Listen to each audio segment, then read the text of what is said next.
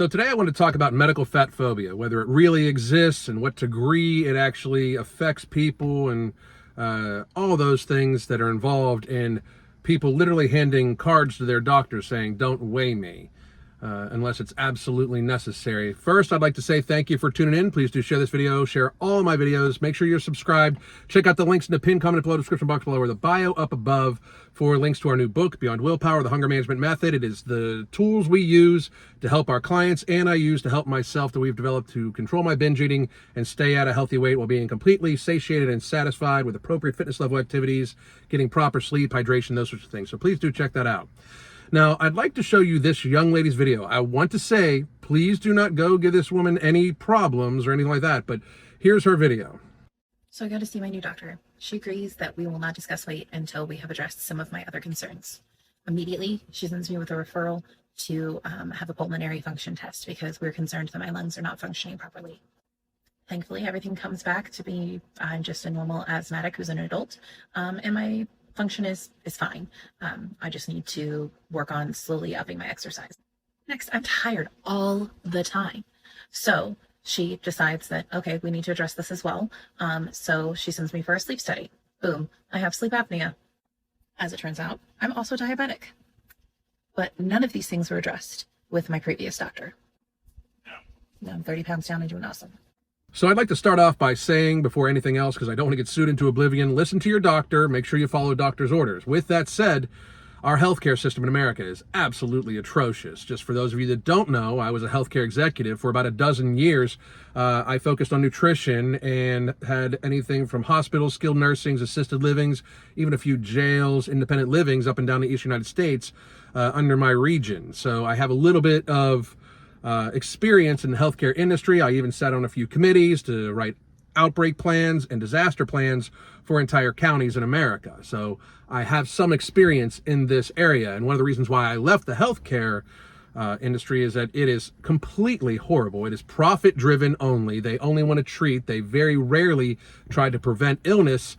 And it is a huge cause of death in America. The healthcare industry actually has its own death rate, and it's radically high. It's in the hundreds of thousands of people a year die from medical error every single year.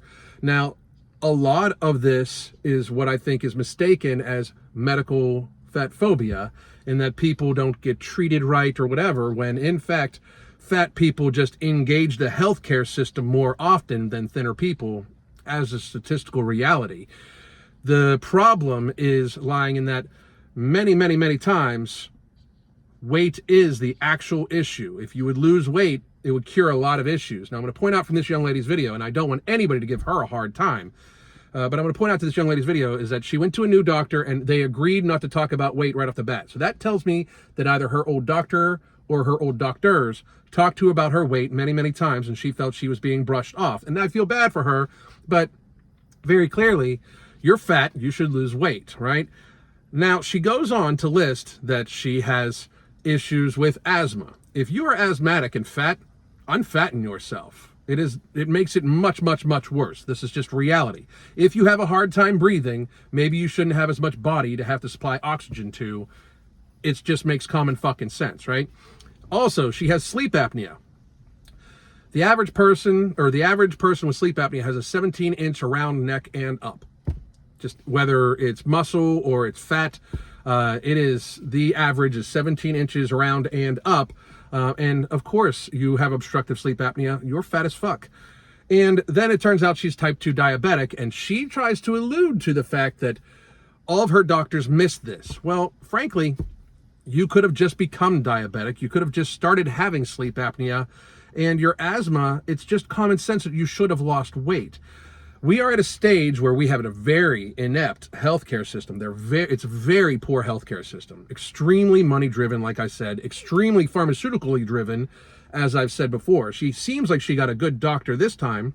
I will point out that she said she lost 30 pounds, which 30 more pounds on her would show that she was very overweight, very obese, and is still obese, just losing weight. And I'm happy for her that it's curing a lot of her symptoms. However, to state that you're morbidly obese and then fat phobia, medical fat phobia is the problem, you're losing weight to help cure all of these things that are an actual issue for you, and you didn't want to even discuss your weight when you're going to your new doctor because apparently your old doctors hurt your fee-fees. That's what it seems like to me. So in reality, it is not really medical fat phobia. They were telling you to lose weight, which would have actually helped you with your asthma, your sleep apnea, and your type 2 diabetes by cleaning up your diet and not having as much processed carbohydrates in you. It is very easy to blame other people. You want to know the best way not to have to get caught up into the healthcare system and possibly be a statistic about medical error, which again kills hundreds of thousands of people a year? Be healthy. Make sure you treat your body really, really well. Be at a healthy weight. Eat mostly whole foods. Get proper hydration. A half an ounce to an ounce of fluid a day per pound of body mass. Get proper sleep if you can. If you can't address these issues immediately, try to do your very best to keep ultra-processed carbohydrates to an extreme small minimum in your nutrition, maybe only for pleasure on holidays. Do your very best to eat fruits, vegetables, meats, eggs. Minimize the amount of flavor or minimize the amount of dyes that are in your food. Try to eat natural, whole foods.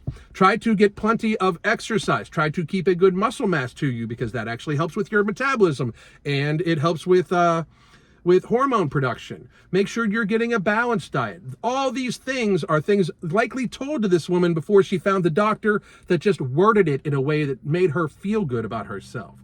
If you want to avoid medical fat phobia, don't be fat and be healthy enough not to have to access the healthcare system as much. It's pretty common sense. God damn.